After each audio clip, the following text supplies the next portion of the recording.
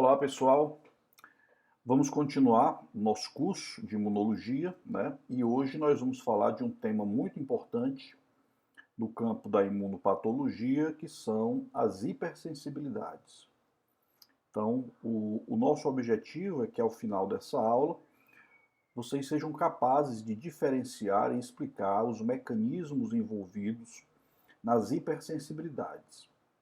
Nós vamos falar de algumas doenças relacionadas a esses mecanismos e esses mecanismos também são os mesmos que nós vamos estudar quando estudarmos as doenças autoimunes.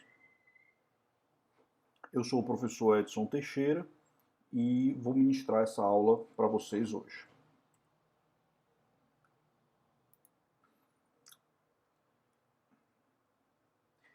Então, conceitualmente, né, a hipersensibilidade ela é uma resposta imunológica exagerada contra substâncias que, para a grande maioria das pessoas, não causam nenhum problema. Então, se nós estivéssemos numa sala de aula e eu perguntasse para a turma a que você tem, por exemplo, alergias, vocês iam ver respostas como poeira, ácaro, crustáceo, amendoim, coisas que na verdade não são necessariamente agressivas, né? São inócuas, deveriam ser inócuas, mas que para essas pessoas estimulam a resposta imunológica de forma exagerada. Então, existe uma classificação antiga proposta por dois pesquisadores chamados Gell e Combs, que classifica as hipersensibilidades em 4 tipos. Né? Nós temos o tipo 1, que é mediada por uma imunoglobulina chamada imunoglobulina E que muitas vezes elas são chamadas de atopias, alergias. Né? Temos a tipo 2, que é mediada por também um anticorpo, só que dessa vez IgG, e os fagócitos de um complemento fazem parte desse processo, desse mecanismo. Ela é também chamada citotóxica. Temos a tipo 3, que é mediada por imunocomplexos, não é? E temos a tipo 4, que de todas os itens de classificação dos mecanismos, é a única que a gente tem uma imunidade mediada por célula, não é? Que são os linfócitos T, helper, podem ser também T citotóxicos, e como ela demora, né, ela tem um tempo maior para acontecer, para evidenciar os sintomas, ela também é chamada de, em uma sigla em inglês chamada DTH, que quer dizer hipersensibilidade tardia. Então, a hipersensibilidade imediata é a tipo 1, que é também chamada anafilática, e a tipo 4 é a tardia. Então, aqui nós temos uma figura, né, demonstrando aqui as principais células e moléculas envolvidas em cada um dos tipos. Né? Então, aqui no tipo 1, a gente tem uma célula central, que é o mastócito e a IgE. Né? No tipo 2, nós temos anticorpos e a ativação do sistema complemento.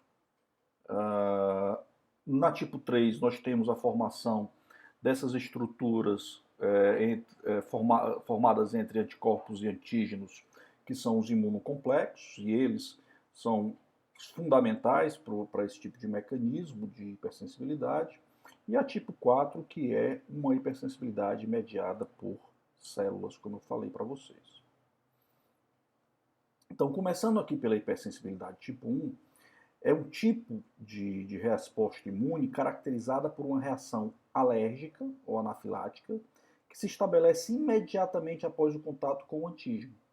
Então, quem realmente tem alergia sabe que quem tem alergia à poeira, por exemplo, ao entrar numa biblioteca, imediatamente os sintomas se apresentam. Não é? Ela é também chamada de hipersensibilidade imediata. Mas temos um histórico, né? Na verdade, se a gente for estudar aqui um pouco da história, no começo do século passado, um pesquisador que foi Prêmio Nobel de Fisiologia e Medicina em 1913, ele descreveu um efeito em uns experimentos que ele estava fazendo com o extrato de anêmonas do mar, chamado anafilaxia, né, que seria o contrário da profilaxia, que seria a prevenção, né? Ele pretendia efetuar em cães injeções desse extrato. Só que os cães, na segunda injeção que ele fazia desse extrato, morriam, né? Eles tinham hoje nós sabemos uma liberação maciça de mediadores e esses animais não sobreviviam, né? Então ele deu a esse nome anafilaxia. Depois, através também de outros pesquisadores, também ainda na primeira metade do século passado, se começou a identificar quais seriam os fatores relacionados às alergias.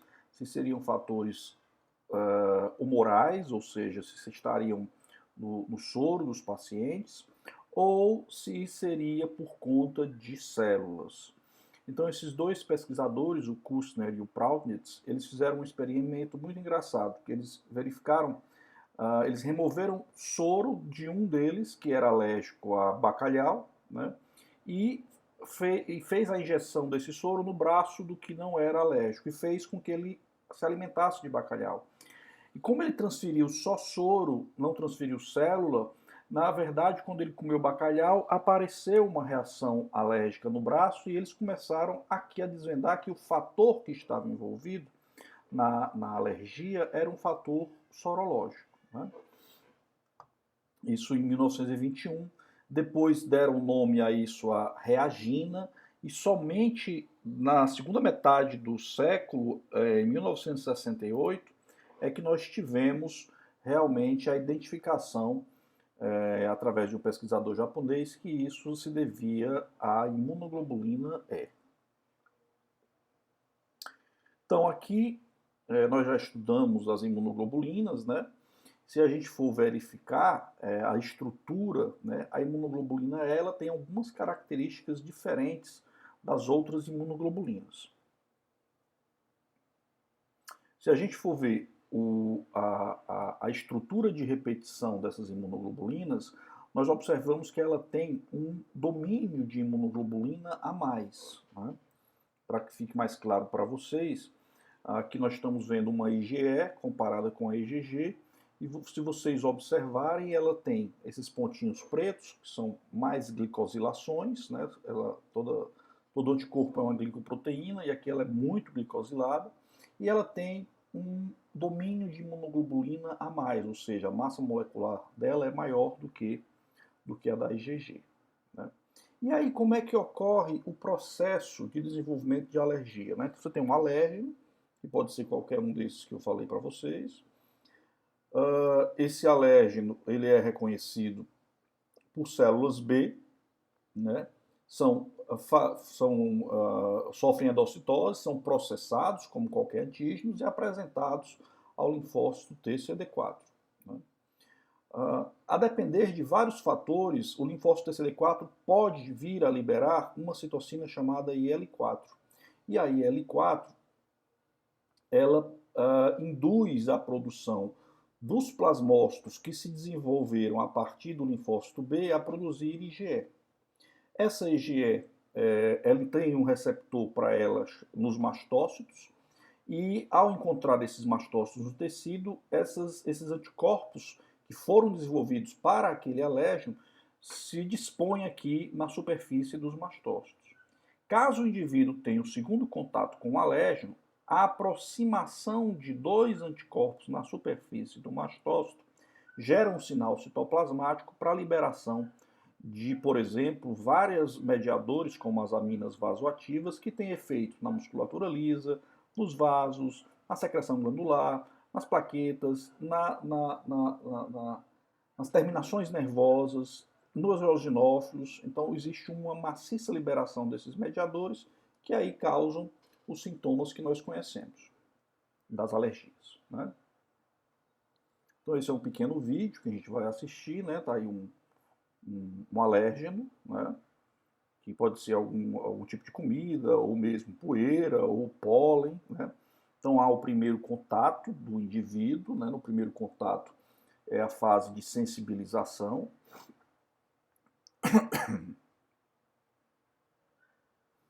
Então, os linfócitos B, com células apresentadoras de antígeno que são, se forem específicas, fagocitam esse alérgeno. Esse alérgeno é então processado, né, como qualquer antígeno, e apresentado através das proteínas do complexo de histocompatibilidade tipo 2 para um linfócito TCD4. Ele fica ali exposto na sua membrana. Obviamente existe o processo de recirculação linfocitária, que a gente já estudou lá no começo do módulo. Caso ocorra a ligação, né, lembre-se que cada tipo de ligação desse é específico, né? Caso o TCR de um linfócito B reconheça, ele pode liberar alguma citocina, como a IL-4, que faz com que esses linfócitos B se diferenciem em plasmócitos produtores de um tipo específico, né? Eles sofrem uma mudança de isotipo de imunoglobulina para IgE. Então eles passam a produzir, ao se diferenciarem em plasmócitos, né, as imunoglobulinas que, como eu falei para vocês, encontram um receptor de alta afinidade nos mastócitos. Eu lembro a vocês que os mastócitos são células que são residentes, estão lá nos tecidos. Ora, se ocorrer novamente um segundo contato, esse com um alérgeno, e ele chegar à presença de um mastócito tecidual, em uma segunda exposição, obviamente, a ligação daquele anticorpo IgE na superfície do mastócito faz com que a aproximação desses dois receptores gerem um sinal de ativação para dentro dessa célula, e isso faz com que ocorra a liberação. Aqui está mostrando a histamina, mas são vários outros tipos de mediadores, e vocês vão estudar vários deles quando fizerem essa revisão lá no ABAS. No caso da histamina, ela encontra um receptor nos vasos, né? Isso causa a vasodilatação e o extravasamento vascular comum e característico em muitas alergias, né? Então esse é o receptor presente nos mastócitos. Como ele se liga à porção FC, o nome dele é FC, obviamente, né? Epsilon, porque é referente à imunoglobulina E, e R1, porque existem vários tipos de receptores, esse é um deles. Então você vê, eles têm aqui algumas adaptações relacionadas aos sítios de fosforilação e que geram sinais citoplasmáticos para ativação dessas células. Então, na hipersensibilidade tipo 1, a célula-chave é o mastócito e a liberação de mediadores inflamatórios após o contato com o antígeno, encontrando IgE na superfície dos mastócitos, né? Ela tem uma fase imediata, e aí quem tem alergia se identifica imediatamente com a figurinha, caracterizada por vasodilatação, aumento da permeabilidade vascular, espasmo das células musculares lisas e secreção glandular. E uma fase tardia, caracterizada por infiltração de algumas células, como basófilos, monócitos, células T helper, podendo haver dano tecidual. Há uma carga hereditária muito importante. Então, se você tem pais alérgicos, muito provavelmente a chance de você ter alergia é maior. Então, aqui a história familiar: quando um dos pais é alérgico, quando nenhum dos pais é alérgico, a chance de ter crianças com alergia é menor do que 20%. Quando um dos pais é alérgico, a chance já aumenta para 30%. Se os dois são, as chances já são de 50%. Ou seja, se verificou que existe um componente genético aqui com a observação desses dados. E outra coisa que se observa também é que há uma relação direta entre a quantidade de IgE no sangue desses pacientes, no soro desses pacientes. Quanto mais IgE tiver no sangue, maior a probabilidade, a percentagem de possibilidade de ter alergia. E por que essa hereditariedade está tão relacionada às alergias? Primeiro, alérgeno é um antígeno, e nós sabemos que nós temos um padrão de resposta a antígenos que depende do MHC, né, que nós herdamos do nosso pai e da nossa mãe. Então, se nós temos AMHCs que apresentam muito bem esses tipos de alérgeno, que herdamos dos nossos pais, está por aí explicado por que existe esse padrão hereditário. Temos também algumas citocinas, como a IL-4, IL-5 e a IL-13. Essas citocinas, a depender da genética, podem ser mais ou menos expressas nesses pacientes. E receptores FC. Quanto mais receptores FC e com mais afinidade tiver IgE, maior a probabilidade de você ter alergias. Existem alguns exames, né? Alguns de vocês já podem ter feito, o pre-test, onde você faz ali a inoculação de alérgenos e verifica, né? E compara com o teste positivo, que é um pouquinho de histamina que se coloca, e se verifica esse edema, né? Então aí se tenta fazer a prevenção primária, que no caso seria evitar esse tipo de alérgico, que no caso o indivíduo está positivo para ácaro, pelo de gato e de cachorro. Existem outras formas de você fazer isso. Existe um exame chamado RAST, que é Radio Allergen Sorbent Test, onde você pega o soro do paciente e aí, a partir de moléculas conhecidas e que você compra, você faz reagir esse anticorpo, e se esse anticorpo reagir a esse antígeno, ele pode ser revelado depois por um anticorpo anti-imunoglobulina E radioativo, por isso que tem aqui o RAST, ou através de uma enzima que é bem utilizado hoje em dia, que é chamada de ELISA. Então você tem o alérgeno do laboratorial, né, que você compra, joga o soro do paciente. Se esse paciente tiver no soro anticorpos que se liguem a esse antígeno, ele vai se ligar e depois eu revelo ligando um anticorpo anti-IgE nesse sistema, o que vai me dar a positividade para quais os alérgenos ele é reativo. Então, o mecanismo eu já falei, né? A aproximação dos receptores, e isso gera um sinal citoplasmático que envolve enzimas chamadas tirosina quinase, que acabam por ativar o mastócito, a mudar a sua expressão de mediadores e também de fazer a exocitose de grânulos, porque ele já tem vários mediadores pré-formados, como a histamina, né? E existem mediadores que são recém-sintetizados depois. Então há o gatilho, né, com os anticorpos, há o aumento de cálcio, do influxo de cálcio, aumento do MP cíclico e a ativação da fosfolipase A, que vai gerar lá, como vocês sabem, prostaglandinas, tromboxanos, leucotrienos e também a exostose dos grânulos. É importante que vocês, ao final dessa aula, procurem em algum artigo ou nos próprios livros quais são os mediadores de mastócito pré-formado e os neoformados, né? Então, aqui é só um pequeno exemplo, né? O mastócito ativado, as aminas biogênicas, como a histamina, vasodilatação, extravasamento vascular, broncoconstricção, né? E os mediadores lipídicos, levando aqui a hipermotilidade intestinal. Esses são os de nova síntese, né? E algumas citocinas e enzimas que levam dano tecidual e a inflamação. Então é importante vocês relacionarem o mediador com o efeito que gera o sinal e o sintoma, certo? É importante vocês fazerem isso. Por quê? Porque existem alguns medicamentos que vão exatamente agir eliminando ou diminuindo ou a liberação ou a formação desses mediadores. Vou dar um exemplo para vocês. Em alguns tipos de doenças reumáticas, você usa um anticorpo anti-TNF. Se você não souber o que o TNF faz, você não sabe como é que age o anti-TNF.